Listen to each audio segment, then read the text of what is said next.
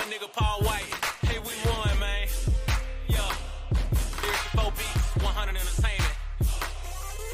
Let's get it. Pull up to the spot, blaze, chopping, belly, parking, red carpet, pause the scene like a DVR show stopping. Bartender, when we hit the club, you know it's bottle popping. We know how to celebrate, we know how to celebrate. We won, we won, we won, we won, we won. Hey, you can go and tell them haters. We won, we won, we won, we won, we Super alpha male, I can't afford to slip to beta. I pull up in the black and silver whip like Oakland Raiders. Soon as I hit the club, pop my collar to a hater. Fashion current like an iPhone, you're outdated like a pager. It's your boy Enigma, and I know how to celebrate. If I ain't popping champagne, then I'm taking shots of chocolate cake. The feeling that I'm feeling is adrenaline and hormones. I'm hotter than a human torch, but never said flame on. Flash a couple stacks and girls hit lower than the baritone. Now ladies doing body shots. DJ got them geeking, so they dancing on the tabletop. Man, this party freaking rocks. Even after 3 a.m., we clowning in the parking lot. Pull up to the spot, blaze, chopping, belly, parking, red carpet, pause the scene like a DVR show stopping. Bartender, when we hit the club, you know it's bottle popping. We know how to celebrate, we know how to celebrate. We won, we won, we won, we won, we won. Hey, you can go and tell them haters. We won, we won, we won, I got dames on standby, one in every city that will pack their bags and catch a flight whenever I call them, cause they know that we gon' stunt tonight. Some people say I'm wrong, but you can't tell girls I ain't.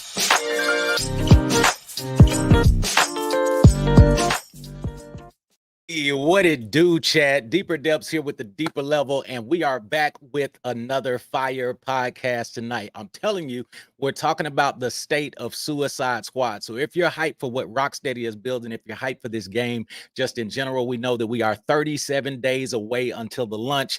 Certainly want to get this out the way and say Merry Christmas to everybody. Today is Christmas Eve, so I just appreciate everybody that's hanging out and rocking out with us today. Checking out the chat, we got some special people that are in here right now. Taladia Plays, what is good? Ebony Latoya, what is up, babe? How you doing?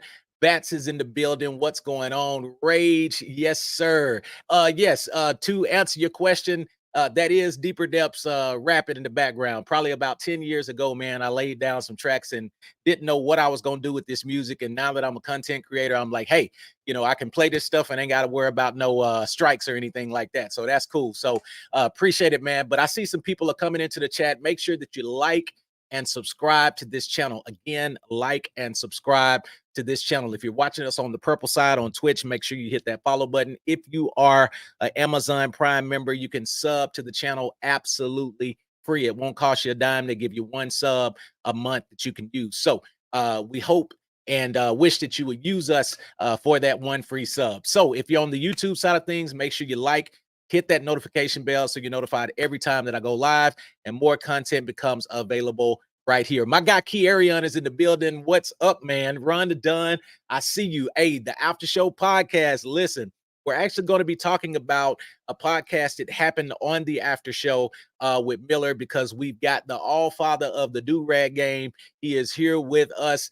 And we're about to bring up some of our special guests, because let me tell you, we got Sway, we got King Greek, we got Casual who's going to be chiming in. Let me tell you, this is just going to be great. And one of the things that I like about this game, Suicide Squad, so much is because it's reuniting a large portion of the Avengers community. And I say it all the time, most of my friends that I have in gaming came from that game. So if nothing else, the best thing that came out of Marvel Avengers are the friends that we met along the way. Y'all know how it goes. So like and subscribe. Again, keep it chatty. So, make sure that you are liking, sharing, chatting with us, because we're going to be taking call-in. So I've got 2 individuals, one for sure, but 2 individuals that are going to be popping in with a question. So we'll bring them in at a specific time. But let's get this thing rocking and rolling. So I want to introduce some of my guests tonight. Of course, great content creators need no introduction, but got some of my homeboys with me, and they're going to be coming in. So let me get ready to pull them in. First up, I've got my guy, King Greek is in the building. What is up, King Greek? How you doing, man? What's up, everybody? How y'all doing? How y'all doing? Hopefully y'all doing all right. I'm just chilling here with my toy gun because you Come two on. don't like real guns. They Yeah, don't like hey, real guns. he got the gun in hand, y'all. So he ready. All right. So now check this out. King Greek, we're gonna be getting his perspective. Also with us in the studio today, again, is the all father of the Do Rag Gang. Let me tell you, this is 70,000 plus subscribers on YouTube and still growing. Actually, one of the fastest growing channels that I have ever seen. Sadat himself is in the building. What is up, Sadat? How you doing, bro? Chilling. Merry Christmas. Yes, Ho ho ho. sir. That's what's up. That's what's up. We got Sadat in the building. And now, listen, my next guest tonight going to be sharing his perspective with us as well. And again, we got one more that's going to be chiming in a little bit later. He's running a little late, but we got with us Mr. Sway. Let me tell you, this man got a six pack, y'all. This man got a six pack. I seen one of his workout pics. And let me tell you, it made me think, okay, I need to get in the gym just a little bit harder. But bring it to the stage right now is my guy Sway. What up, man? Hey, nice to be here. Glad to be here. Thank you for having me on again. I can't wait to chat about Suicide Squad, something we all love, something we all like, and I can't wait to get into it. Absolutely. That is what's up. So we want to kick this thing off just right. Again, we got King Greek, Sway, we got Sadat the Gamer with us in the building, and then our next guest is going to be coming on a little bit later. One of the coolest guys, the most relaxed and just chill guys that there is. And that's Mr. Casual Avenger. He's going to be coming on in just a second. And then, like I said, we're going to be taking some call-ins. I had some other guests that were lined up, but we had some schedule conflicts and things like that. Now, this podcast, just so you know, is going to be happening weekly. So we're going to have this weekly because, again, we've got about 37 days to the launch and the release of Suicide Squad. So there's a lot of information to cover. Now, initially, I was going to wait until January to have these podcasts. But in light of everything that we've seen this past week regarding Suicide Squad, the time was definitely now. Go ahead and open the conversation and start talking about this game. So the first thing that I want to talk about, let's just debunk because this is a live service game, and this is what I want your opinion and perspectives on, gentlemen. This is a live service game. Now, when you say that name live service, just in general, people go crazy. In fact, I remember a couple of weeks ago, The Last of Us announced that it had shut down production on its live service game, which I think was going to be something like The Last of Us Factions or something like that. Maybe that was just the code name. But what amazed me and what shocked me is that when they made that announcement, there were actually people cheering. And the reason they were cheering, they were saying, well, because they are the studio that makes the single story player game, I'm glad that they shut down the live service because there's no way you can do both. All right. So I want to debunk that because if that is the truth, what I want to remind people about is a company called Square Enix. All right. Who Square Enix arguably has the best single player story mode games with Final Fantasy, as well as industry leading live service games, MMORPGs, Final Fantasy 11, which I know at one time had 10 million players. Final Fantasy 14 now online has somewhere around 10 million players. So it is possible to do a successful single player story mode game as well as a successful MMORPG live service game or whatever the case may be. So with that being said, can somebody just speak to the fact of what do you think it's about live service that just has people so bothered? I think honestly, what it is I can't speak for other people. I'm not necessarily all for or all against live service. I'm kind of in the middle, right? All right. And I think that what it is for me personally, and I think what it is for a lot of people, is that when you look at like live service is a genre that's supposed to go on like for time and time and time again, long Sure. period of time. The amount of successful live service games are less than the amount of unsuccessful live service games. And I feel like that is what scares a lot of people off, is that it works more times than it doesn't. However, when it works amazingly. It's just that success ratio, I think, that throws a lot of people off. And also, it could just be a fatigue. Like at a certain point, a lot of people face zombie fatigue, right? There was a bunch of zombie games. Everybody's like, all right, we tired of these. We trying to. There could be a little bit of that as well, but I think that as long as as long as it's executed well, there's really no problem with it. If it comes out, it works, it gives us enough content, everybody's having fun. Where's the complaining at? And that's kind of how I feel about it. Everything is a case by case scenario, but I definitely think that the success rate of how many are successful versus not is probably what has to play a most into that. And the fact that it's like everyone feels like that is happening with every game, and maybe they're like, okay, every game doesn't need to have that live service element, but we know this was the game that they wanted to make. This was the game that Rocksteady wanted to make from the beginning. And honestly, we all love what we've seen here, and I don't think in this case at all this would be a bad thing. So the hatred of the live service game is actually largely a myth. So that too, because of social media, a lot of our views and our perceptions of things can be skewed, because oftentimes it is like the vocal minority that kind of shift the perception. And in the context of gaming, if you just were looking at the way games journalists react to live service games, or the way the single player only gamers react to live service games, you would think that, oh, everyone hates live service games.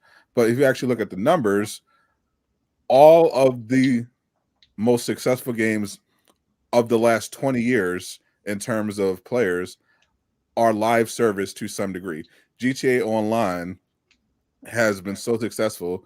Rockstar hasn't needed to do anything for the last 10 years. They literally moved 5 million units of GTA 5 just this last quarter, and that game came out like when I was in high school. Like it's Facts. if you look at the people complaining about live service games, most of them have at least one in their catalog, whether it's Fortnite, Call of Duty, Overwatch, Genshin Impact, and even if you go off console, mobile games, massive market.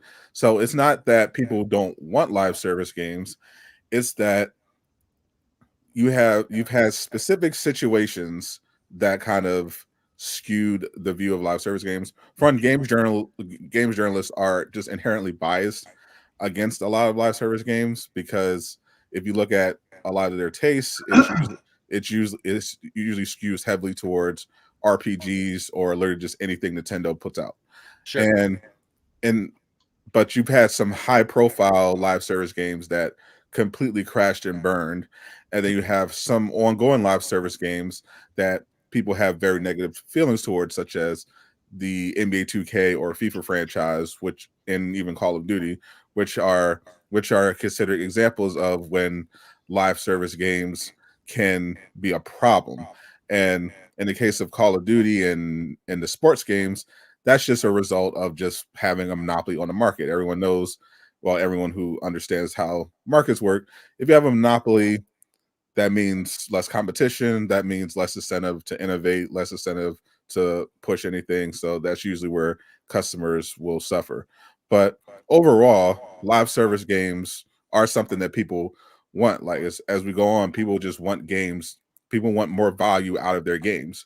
That's why they look for these games. They want to have these experiences. Even the people who claim they love single player only games will gobble up DLCs, and ask for more content, because they don't want to just play a game for 10, 15 hours and leave. They want to be in there for 100 hours or more.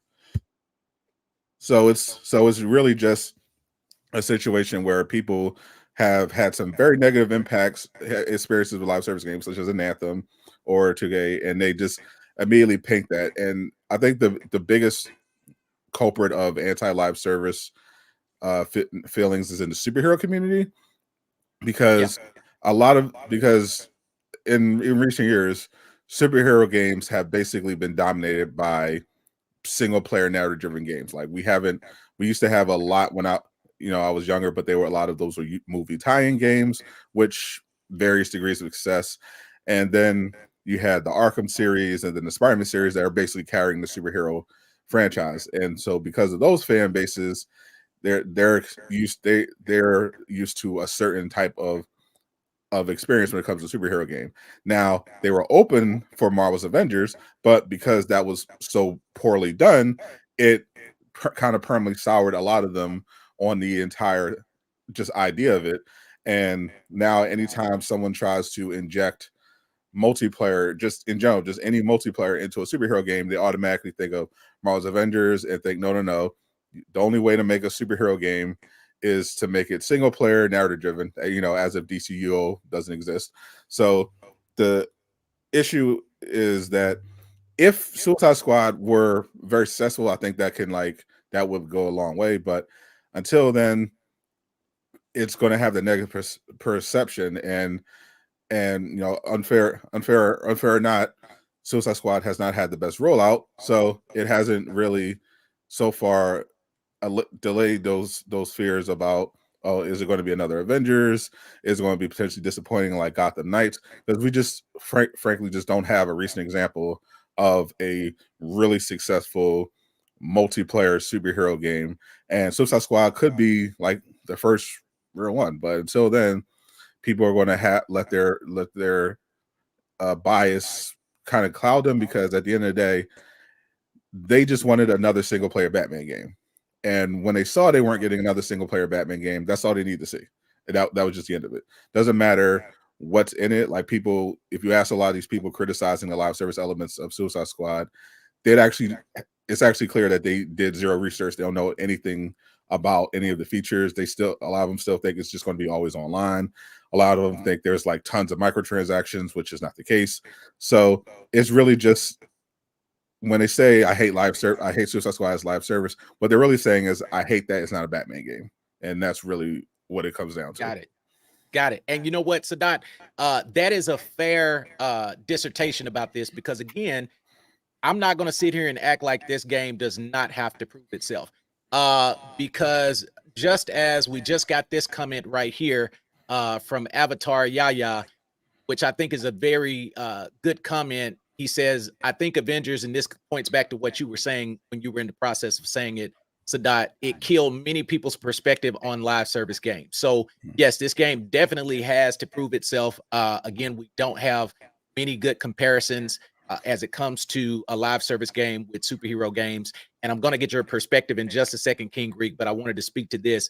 But then also Avatar, Final Fantasy 14 is a great comparison. And the reason being is because it did have a rough start. All right. Like most games are. I mean, even Wayfinder, I'm playing it as a live service game right now, and it had a rough start. There were issues logging in. There were issues with the experience system. But whenever you have a live service game, that's the need for continued support, because they've got to be given an opportunity to fix things. Now, if the community is asking for things to be fixed and those things go ignored, then, that speaks volumes by itself. But look at where Final Fantasy 14 is now. That's why they did a Realm Reborn, because they basically had to scrap the first version of it and reintroduce the game. And the reason I know that is because if nothing else, I'm a Final Fantasy buff. Like, I've been playing 11 for probably 17 years straight, and I played 14 for probably maybe 10 years or whatever. So again, they have to have an opportunity to prove themselves. Yes, they are going to make mistakes. They're not going to get everything right. What's your point of view on this, King Greek? Going back to what Sadat has said about how social media has pretty much been the main culprit of skewing people's opinions down when it comes to live service games. I feel like we, as a community, we've de-evolved to the point of where it's when we hear the words live service, not even just because of Avengers, but because of other games like Anthem, for example, which didn't necessarily do so well. The words live service make you think, oh, this game is not going to be good. This game is not going to be it. We don't need another Destiny, things of that nature. Just because it's live service doesn't necessarily mean that the game is going to be bad. If there's anything that we've learned, is that it's all about idea and execution. The idea for Avengers was great, but the game had too many faults to make. The game had way too many faults to make up for anything positive that it had going on. Suicide Squad, definitely, in my opinion, I would say, because pretty much Sway and Sadana they pretty much covered the points that I wanted to talk about. I believe Suicide Squad, if the game does well, it definitely can help brighten the future for more superhero games of this nature, because people complain about, Suicide Squad. They don't want it. They wanted is another Batman game. This is what they don't realize. If Suicide Squad fails, it's going to be another 5 to 10 year Batman games, because that's usually what the consensus is. We default back to that because that's WB's moneymaker. If they put out a Batman game, people are going to eat it up no matter what it is. Suicide Squad is, if that does well, that's pretty much a testament to, like, okay, Rocksteady did a good job with this game. Maybe we can try to branch out more into this category. Maybe we can start bringing back more multiplayer games. Maybe we can start doing something different, because literally the next 5 superhero games that are all planned to be releasing are all the same genre, action adventure, and people don't want to be stuck playing the same game for days and days on end if there's nothing new to it. I guarantee you, like, a good 75 to maybe 80% of the people who bought Spider-Man 3 have not touched it since they beat the story, because most gamers, they usually have 3 playthrough. The average gamer has 3 playthroughs in their body. They have the first one because they haven't touched the game before. The second one is because they want to go through the game on a harder difficulty with all of the new stuff that they gotten. And then the third playthrough is just they enjoyed the story so much they might want to play it again. Now, I know you have people that will probably go even further than that, but the average gamer won't come back unless there's something DLC related, unless there's something new to do. Otherwise, it's just rehashing the same old stuff that they've already been through beforehand. That's part of the reason why, like, I think live service is a healthy thing for gaming. Granted, yes, it can definitely be negative when we get into all, like, the cons and just how predatory it can be coming down to monetization and things like that. But live service, in my opinion, is a healthy avenue if done right, because it provides gamers with an opportunity to experience more. You get to come back and you get to play more, because again, you're not going to replay the same story 27 times over. I don't care how big of a fan you are. That's not something you're ever commonly gonna hear. So Suicide Squad, I'm for the game. I am skeptical. I definitely think it has a lot to prove, even more so because it's in the live service genre. But it definitely has a lot to get through right now, leading up to release, with all of the negativity that's been going on. Absolutely. And here's the thing. Again, this game has an opportunity to do something great, and it does have to prove itself. And I think that's what I'm celebrating the most about Rocksteady and the development team, is because they took a risk with making a game like this. They already knew the history of live service games. Everything that we're saying right now, they had already done market research and they knew that. So to still double down on this, I just celebrate the fact that they're giving us a different perspective. We're getting to play with the villains, we're getting to play with the bad guys, and they're taking a risk. Because here's the thing, if you don't do that, it's amazing. Now, as much as I enjoyed Spider-Man 2, again, like you said, Greek, now that I beat it, especially with no new game plus, I don't think I've played it since. But it's funny that online people were saying, oh, Spider-Man 2, they made a safe game, they made the same type of game, and people complained that the game was too safe. Well, on the other side, you've got a team like Rocksteady who's pushing the envelope and taking a risk, and people are still complaining. So it's like, if Rocksteady had made the same type of game, then you would have had that crowd saying it was safer. This is the same thing that they've always done. So I just celebrate the fact that they have taken a risk. Now, do they have to prove themselves? Yes. Avengers, as many flaws as it had, because that's really the only thing we can compare this with. I think we all can agree equally that although Avengers had its flaws, it nailed combat. Like, to this day, I still have not played a game on the level of combat as far as that type of game. Of course, Spider-Man 2 has excellent combat. I've always loved their system. But again, Avengers did nail combat. So Crystal Dynamics did a phenomenal job with that. So again, I was going to have these podcasts much later in January, but what caused me to have them sooner is because this has been an interesting week. Every content creator has been literally going to war this week over this game, because at the start of the week, leaks had surfaced on the internet, which turned out to not be 100% accurate. or And a even lot of or, things, or even 70%. so a lot of things were taken out of context.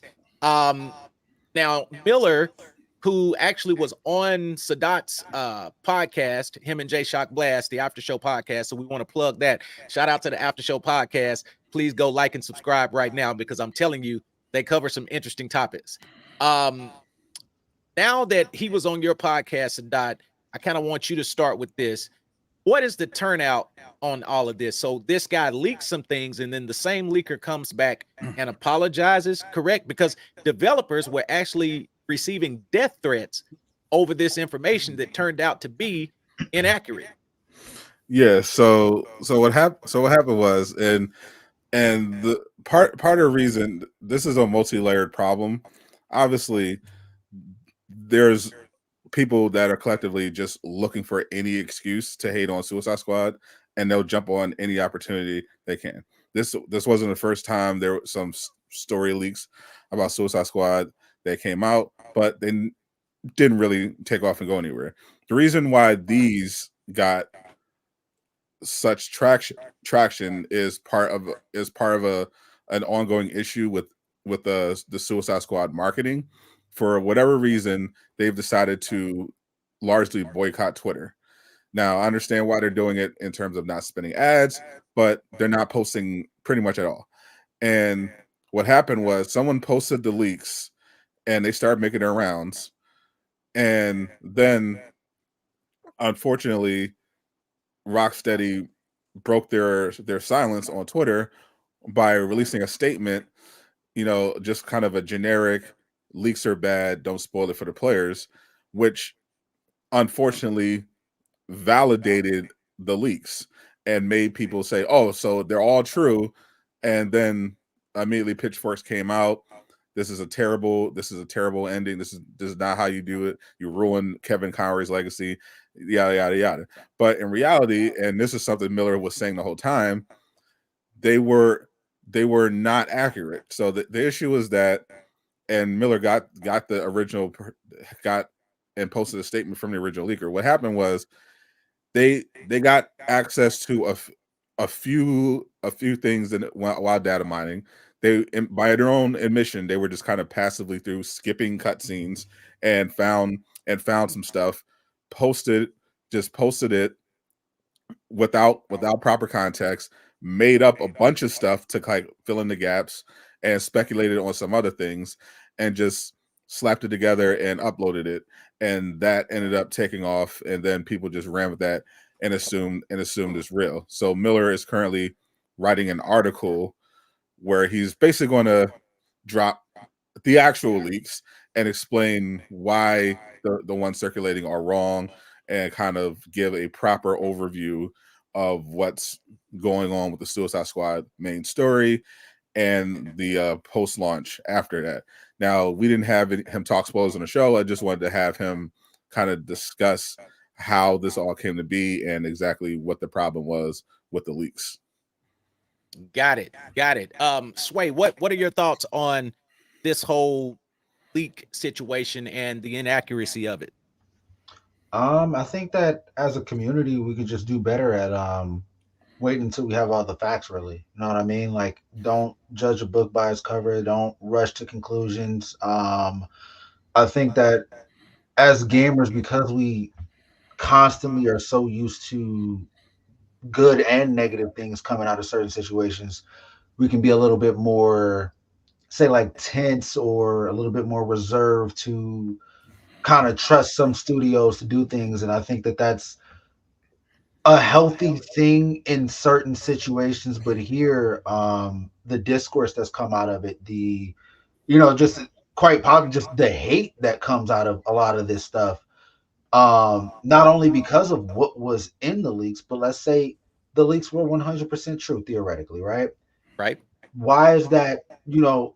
It's a story that they've told, and I feel like, and I've mentioned this to KG, but um if you're a comic book reader, right, if you've grown up reading comic books, you've grown up knowing that the line is always rebooted at a certain point.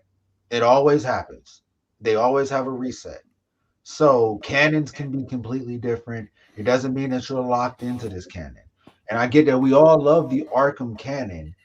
However, if even though we know they're not true, if they were true, it wouldn't be the end of the world. It really wouldn't. We can have disappointments about it. We could have disagreements about it. But at the end of the day, there's going to be things that we like and there's going to be things that we don't like. And no studio, nobody is perfect. You're not going to bat 100% at 100% times. My thing and my catchphrase throughout this whole thing is, as a Discord moderator, I always look at the comments and I go, what is this community saying? And before, the game being a shooter was like a large known thing, Rocksteady has never failed us. And that's still something that I've seen throughout a lot of the community, is that Rocksteady has never failed us. So if this studio has never failed you before, why are you putting the chips against them now as if they've wronged you your whole life when you've admitted that they've never wronged you? And that is the kicker for me. People, history doesn't repeat itself. People repeat history. And so what I'm seeing is a lot of people repeating the same mistake that they made with Guardians of the Galaxy as well, and judging a game before it came out only to give it its flowers after it came out because it didn't look fun to play, but it was fun to play. And that is the difference right there. And I feel like a lot of the community right now is just kind of judging because, as Sadat said, it is not a Batman game. That is also what kind of did in Gotham Knights too, and being there from the beginning. It wasn't a Batman game. It wasn't this. It wasn't that. And if you played on the PlayStation 1, PlayStation 2, PlayStation 3, you grew up playing any games. We had superhero games coming out left and right, left and right, left and right. And so I believe that variety of how many we get is also another thing, because people didn't care when superhero games were turn based or this, that, and the third before. But now that there is so few of them coming out because they take longer to make, everybody is judging every game more harshly. And so I feel like overall, I think that, like I said, the community just needs to wait until they have all the information, wait until there's more available, wait until there's more officially, at least, and give proper context, and just kind of just chill out and just wait until it comes out, because we've been through this so many times with different games across the entire industry. And what I'm saying, like, it's 2024 and we're still making same mistakes that we made with Guardians and Cyberpunk. These are all things, and honestly speaking, like, if you are mad about the live service aspect, the one thing Cyberpunk would have told you is you do not attack the devs, because the devs are not the ones who make that decisions. The devs are actually, if I'm going to give you a comparison here, if you go to GameStop, the people who sell you your games behind the counter, that is pretty much one in one the positions that the devs are in. The people who make those decisions, as far as like the pricing of the games, the pricing of your trade-ins and things like that, are way above anybody who is even working at that store. Anybody that works at the store does not have a say. And that is the same thing that you're experiencing when you come at the game developers. If you're going to come at somebody, you have to literally go at the top. That is what Cyberpunk, that is what the whole industry came out. It was multiple game developers, multiple other staff from other companies that said, hey, do not attack developers, go at the tippy top. And that is the lesson from Cyberpunk the gaming industry should have learned. But when I look at situations like this, all I can think of is we've learned nothing. You know what?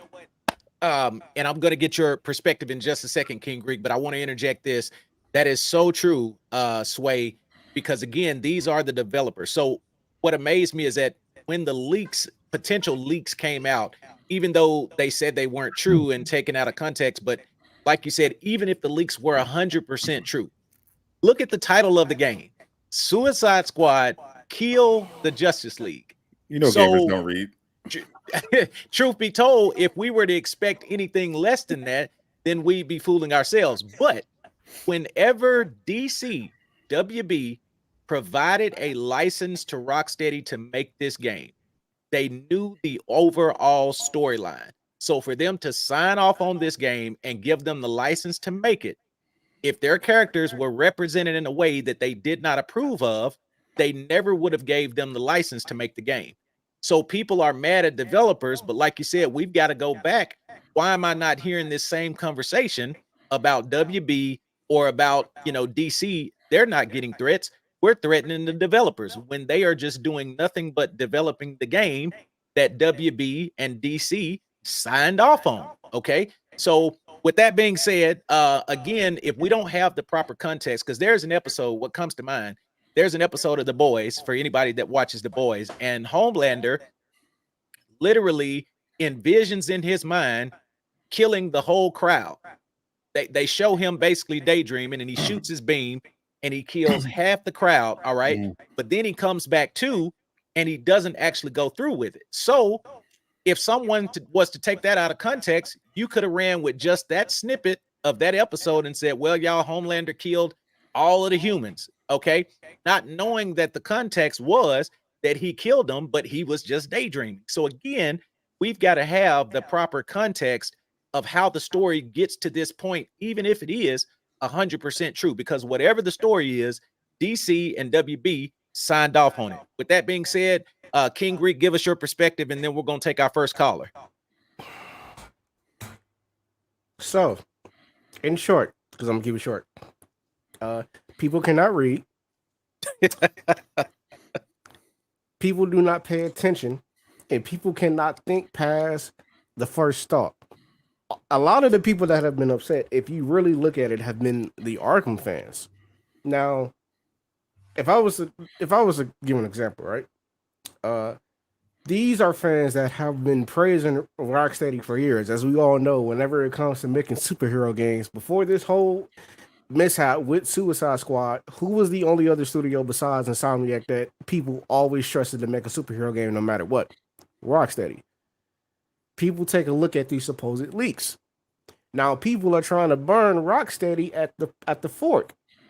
They're trying to burn them at the post. People believe that, just, this happens and that happens and this happens and that happens. That Rocksteady is just so willing to throw away everything that they've spent building over the past decade, which goes to show just how little faith gamers actually have, which is a very which is a very sad thing if you think about it. And then it's worse because once it pretty much hits the internet in mass, at that point it's an echo chamber. So even if stuff gets debunked or if other information comes out, it won't matter as much because that negative is always still going to be louder than the positive. So at this point, the only thing that could really rectify that whole situation is for us to play the game ourselves and see what happens. But even still, people are gonna be mad because people failed fifth grade. People they don't know how to pay attention. That's really all it is. The irony is that the Arkham fans also don't even like Batman games. Like Arkham Knight sold the least out of the entire Arkham trilogy, and people were shitting all over it. And but now after Gotham Knights and Suicide Squad, if you base the feedback off of that, you'll think Arkham Knight sold 50 million units and was the most beloved game of all time. That's the greatest thing since sliced bread, and they got the nerve to talk about like how games work. Do y'all remember the PC port when it first came out? They had to issue refunds. That's why I'm like, it's not the people's remembrance of Arkham is kind of selective. It's funny. It really, really. And because Arkham fans don't even like these characters outside of the Arkham games. They only like this game and this characters. Outside of that, they don't know nothing else about it. They know this the universe. That's all they care about is the Arkham universe, which I love. Admittedly, I think we all can say that we love that universe, but it's like a alternate version of the Snyder fans, where if it's No, not they're worse than Zack Snyder fans. Snyder's fans, like if it's not Zack Snyder's Now, product, now Snyder fans are worse. yeah, no, they're what? They're much worse. But it's like a small, Snyder's DC films were not even good enough to warrant that much hate with that much that's attention. what I'm saying. That's All right, not- I'll give you that because I hated Dawn of Justice. I'll give you that. I still hate that damn movie. So at least Rocksteady had cooked with like the yeah, greatest superhero games Right. of all time. Zack Snyder made one decent. I think I'll give him one decent superhero movie, and the rest were bloated messes. And it was also- Absolutely. So while we wait for our first caller to log in, I just sent the link too. So if you're watching Hoarder, I just sent you the link. So feel free to chime in and we'll get your point of view. But so let's think about this, because let's talk monetization real quick, because if I had to list a concern, this would be my legitimate concern going in. All right, so DLC is free.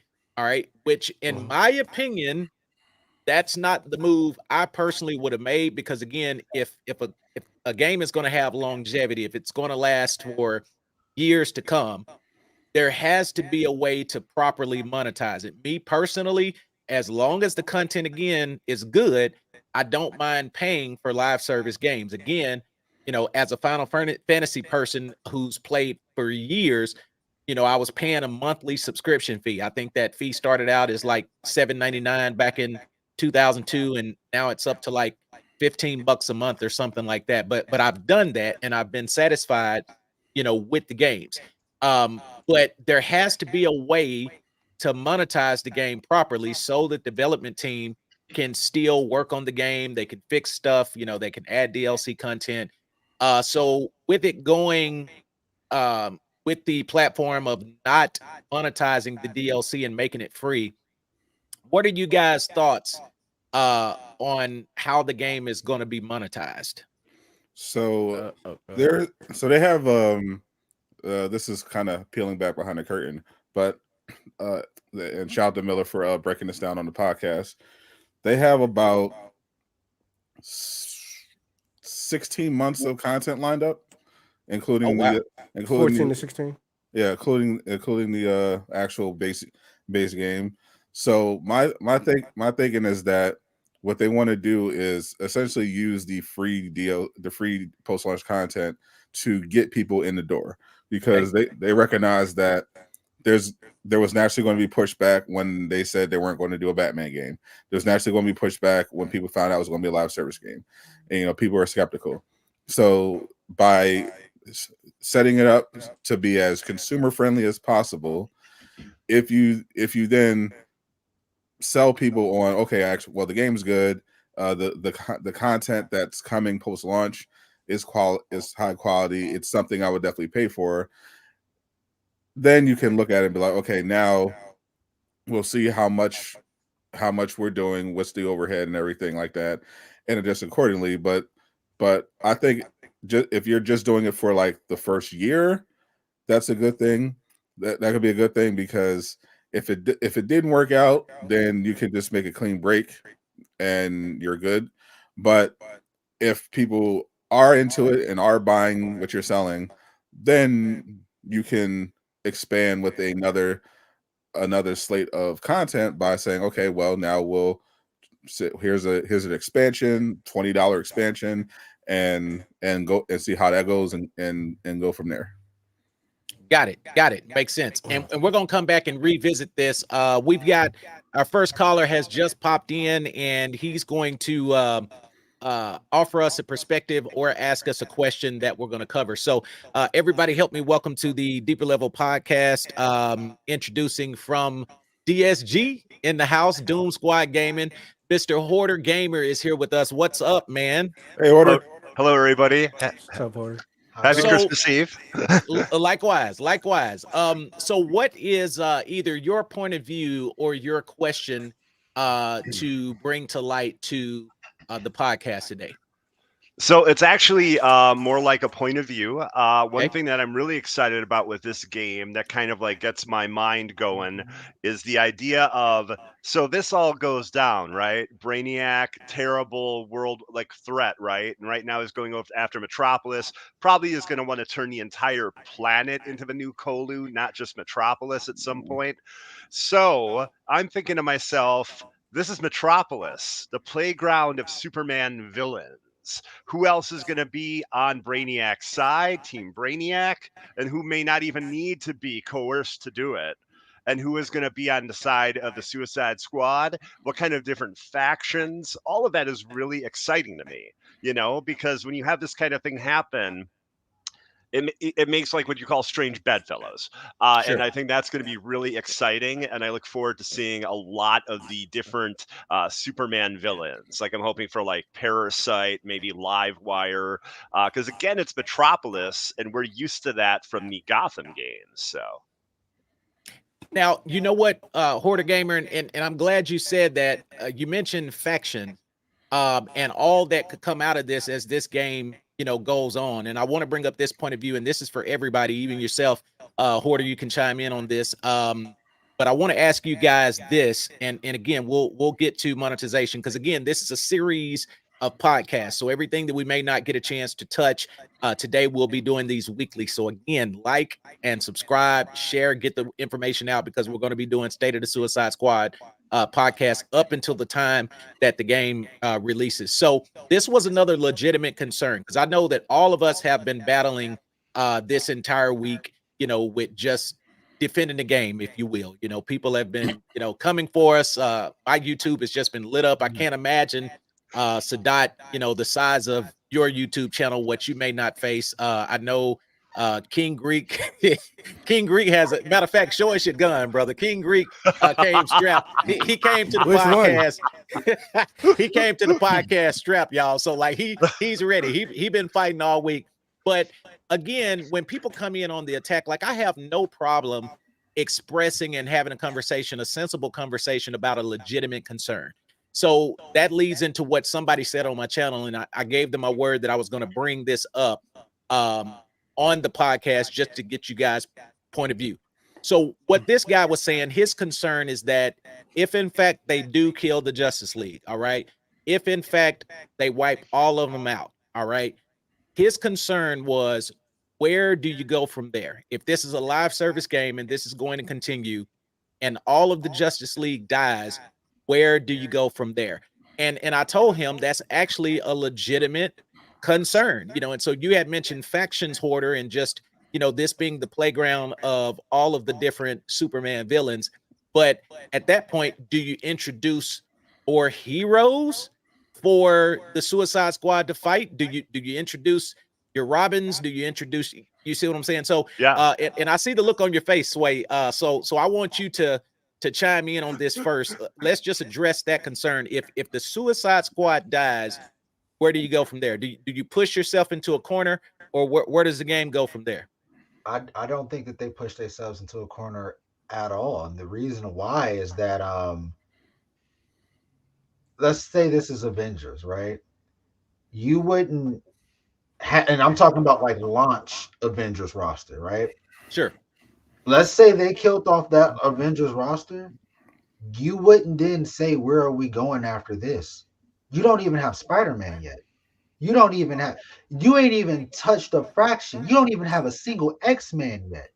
Now I want you to carry that over to DC, and you don't have any of that. There are so many characters that you literally do not have. And because the Suicide Squad is literally their job is to protect Metropolis, even though they're all villains, they're playing the side of good, which means that you can now incorporate villains and heroes into this because they got bombs in their head. So they got to do whatever they're told. It makes sense for them to fight either or at this point. So the notion that if you kill the Justice League, you have nowhere to go, I never got that because, and that's where I said, I've said it, like before, but that is a casual comic book question, right? Casual fan comic book question. Anybody who is familiar with comic books or characters in the slightest. Even if you've watched older movies, older shows, or especially animated series like Injustice, that would not even be a concern to you. So that strikes me as people who just only know what they know, and they're just a vocal audience of what they're saying. But in no way do I ever see that as a concern. Got it. Got it. Now, King Greek, let's rock with it, brother, because I see something on your mind. Yeah, no, just real quick, just to add on what Sway is saying, because Sway is completely right. Again, there's a lot of Arkham fans saying this. These people love the Arkham universe. These people also somehow forgotten all of the world building that has been going on over the course of the past 2 games, 3 if you count Origins as well. You have characters like Zatanna, Green Arrow, Canary, all of some other heavy hitter villains that we haven't seen. Like, for example, I don't know if you've seen the post that I put on Twitter, but in the last Insider episode, we got confirmation that both Reverse Flash and Metallo exist within this universe. Yes. The issue is people can't get past the fact that the Arkhamverse does not start and stop and end with the league. It didn't start with the league, so there's no excuse for why it's going to stop with the league. That's all I had to say. It's also pretty obvious, at least to me, that the entire league isn't going to die. I mean, I know media literacy is at an all-time low, but there's such a thing as, you know, subverting expectations, and you wouldn't put the literal ending of your movie or game in the title. Like, let's have some common sense here. I mean, even James Gunn literally said, "Yeah, we're not done with the Arkhamverse." Yeah, no shit. Like, at least one person is going to live. They did it in the most, I think, one of the last comic runs where the whole league died and the only one to return back was Black Adam. Like, that was a crazy story, Eric. It was good. Yeah, Dark Crisis. Absolutely. Like, yeah. We don't know who, but somebody might live. Somebody's gonna live. So we've got our second caller that I want to bring in on the podcast, and he's also going to either offer a point of view or a question. So welcome to the Deeper Level Podcast. Unseeable Ghost is in the building with us. What's up, man? What is your point of view or either your question?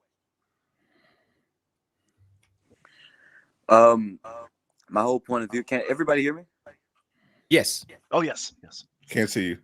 Okay, so my whole point of view is, it's the simple fact. I've been watching everybody's content. So King Greek, Say That, I've been watching all of y'all, and the fact that the possibilities it's endless with this game for people to continue hating.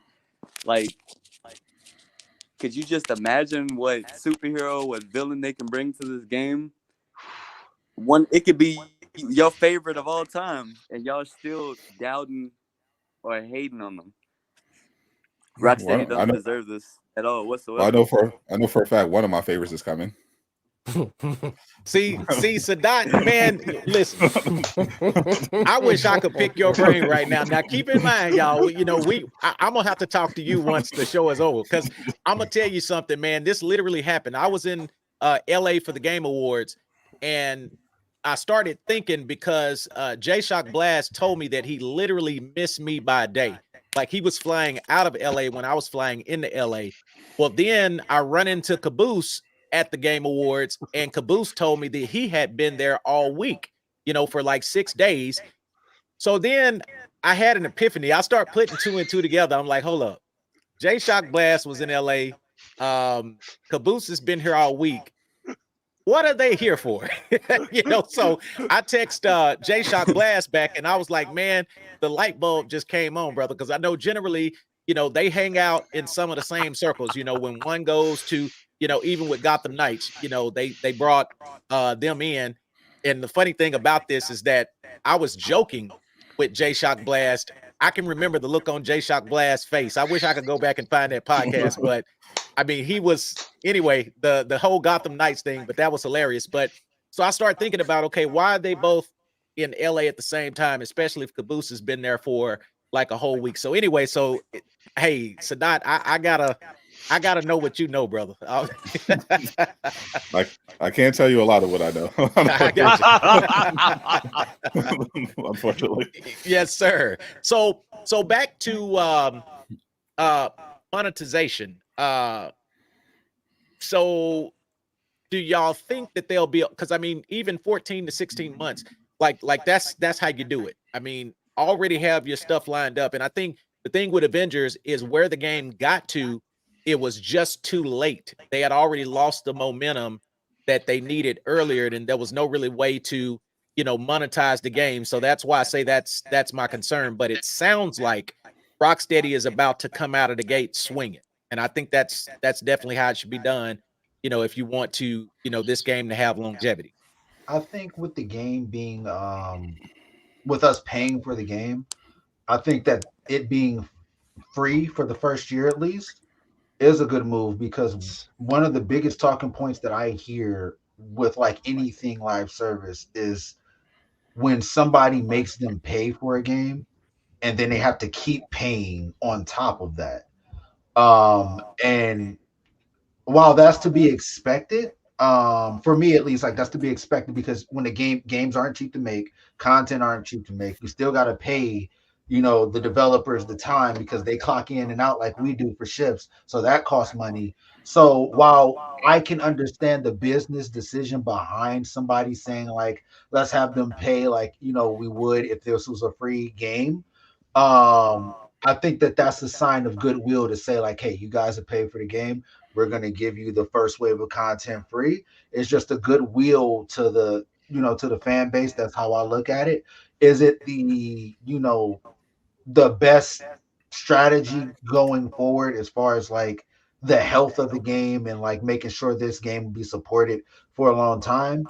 Maybe not. But like Sadat said, getting that foot in the door, there's always a strategy behind it. And that is something like when people see how fun the game is to play, if that is the case, they will look at it and like, man, is content coming? Okay, now I'm gonna buy that game. So instead of like them making money hand over fist, because remember they are charging for cosmetics still. There's still a battle pass. Right. So when people look at that, they're like, okay, we're gonna constantly get new customers over this first year. That's what they're looking for. They're not putting all their eggs in the basket of getting all their customers at launch day.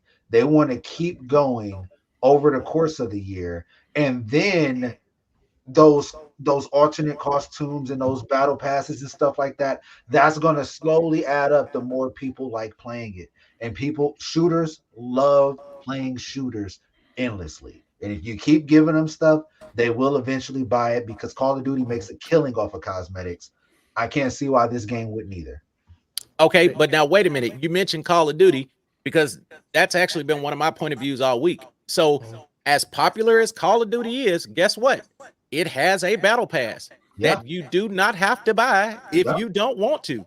That's why, to me, the dumbest thing was people complaining about the fact that Suicide Squad is going to have a battle pass, when literally there is an option to play the game and still earn stuff in the game without having to buy the battle pass. So if you don't want it, just keep it moving. Now, let's look at everything that we got in episode 2 of the Suicide Squad Insider, which blew my mind, because episode 2 was lit. They showed way more than I expected them to. So I do feel that episode 3, which is going to be covering post-launch support, that's probably going to be the most critical episode, simply because that's going to be showing what they have in store for the game. So I'm pretty sure that's going to be a critical episode, and I can't wait to see that. So Dot, what are your thoughts on post-launch? Yes. What am I allowed to say? Oh, well, okay, guys. And then we can come back to him and give him a chance to think about it. So post-launch is always going to be crucial for just any live service game. I mean, that was ultimately the undoing of Avengers, and based on what I've personally seen and have been told, people are going to be very surprised and happy about the way they go about things from both a monetization standpoint and in terms of like the scale and variety of things, not to mention the actual playable characters that you're going to get. Awesome. And I think that was tastefully done. That was tastefully done. So check this out. As we come to a close, I want to get closing thoughts, because again, these podcasts are about an hour in length, and I want to appreciate first off every guest that we've had that is on tonight. Appreciate your time, King Greek, Sadat, Sway, Hoarder Gamer, Unseeable Ghost. Thank you so much for your perspectives. So this ain't the end, y'all. That's why I'm telling you, like and subscribe, because we're doing this weekly moving forward. We're doing this weekly moving forward up into the launch of the game. I actually have a couple of the devs that I've talked to from Rocksteady that will be coming on the podcast in January. So definitely get ready for that. So I'm super excited that they'll be joining us, and we'll have an opportunity to chat with them. So each one of us on this call is in full support of the game. So if there's a developer from Rocksteady that's watching this, we just want to say keep doing what you're doing. Kudos to y'all. Thank you for taking a risk and trying a game like this, and we're here to see it through. Again, we know everybody that no game is going to be perfect. There's always going to be quirks, but that'll be the importance of patches and hot fixes and things like that along the way. But I really hope, again, if y'all are watching this, that we get a beta. I mean, I'm crossing my fingers, because I can't wait to talk about the game, if nothing else, because I know we can't talk about the alpha experience, but I really would like an open beta just to talk about it. So if you will, closing thoughts, King Greek, and then we'll go around. It's the same thing I always say over on my channel, in case anybody here has ever seen me. No one on this panel take any disrespect. These are all the homies. I'm not talking about them specifically when I say this. If you're even somewhat on the fence about buying this game, don't listen to any of us. Don't listen to any other content creators. Don't listen to your homies that only play 2K all day. Don't listen to no one on social media. Try the game out for yourself, and then decide of whether or not you like it, because then you can give an honest, fair, and just opinion. Worst case scenario, you waste $70 or $100 that you could probably make back after, I don't know, doing something we can't talk about, or just honest days at work. You can make it back easily, but make the decision for yourself. Don't listen to nobody else, especially content creators, because remember, that's not how you feel about the game. That's how they feel about it. Absolutely. Fair enough. I love it, King Greek. Appreciate it. Hoarder Gamer, what are your closing thoughts? One thing super quick, and then one thing I wanted to answer when you asked the question earlier real quick. Okay. Agreeing with King Greek right there. One of the most important things is also listen to the content creator and how they say something, how they phrase it. If they're telling you, do not buy this, don't do that, don't do this, I don't recommend paying them heat on that. I mean, enjoy what you like. Don't let people tell you what to do. Not just content creators. If someone's telling you don't do something and you want to do it and it's not going to hurt anyone, do it, definitely. Super quick, Brainiac ship called the Menagerie collects things from other planets. My thought is, if that ship were to crash or something, that would be a nightmare, and everything aboard it would get loose, and we would have to fight that. Yes. Other Yes. cities, Great. new locations. Great closing thought, Hoarder Gaming. That actually sets up some stuff we can discuss on the next podcast. Unseeable Ghost, what are your closing thoughts? To be honest, I would say everybody that's hyped for the game, get hyped for it. If you have anything that you dislike about the game, or if you, like King Greek said, if you're on the fence about stuff, then hey, it is what it is. But everybody that's hyped for the game, stay hyped for it. The possibilities are endless. We right around the corner. Yes, sir. We are almost in the end game now. Hey, shout out to my guy Doom Killer, who actually had another thing and matter to tend to today, because we know it's Christmas Eve, but we're gonna have Doom Killer on the next podcast, y'all. We tried to get him in on this one, so shout out to my guy Doom Killer. That's my brother, y'all. Closing thoughts, Sway. I'm gonna keep this simple for y'all, man. Like, we all work hard here, right? Everybody has a job outside of what we do here, right? No, I don't. Okay. Look, I just say this then, all right? We all work for our money, right? We all work for our money, whether YouTube or outside of YouTube, right? Never let anyone tell you how to spend your money. That is, if Yes. you work for your money, I don't care if somebody says they're like a content creator, anyone, do what you want. If it looks good to you, you get it. Because at the end of the day, it's like marriage. If you pick a woman, you marry her, or a man, you marry him. That's your decision. Nobody else got to live with that decision. You're going to sleep with that person. No one else is. So when you make your decision, you make it for you and no one else. If you see something that you like, that's part of being an individual. We're all individuals. We're not meant to like the same things. We're not meant to dislike the same things. So always be an individual. Be a leader, not a follower. Like what you like. Spend your money on what you want. Amen. Facts. We about to pass the collection plate, man. My guy just preached. Dr. Gamer, the all father of the do-rag game, man. What is your closing thoughts?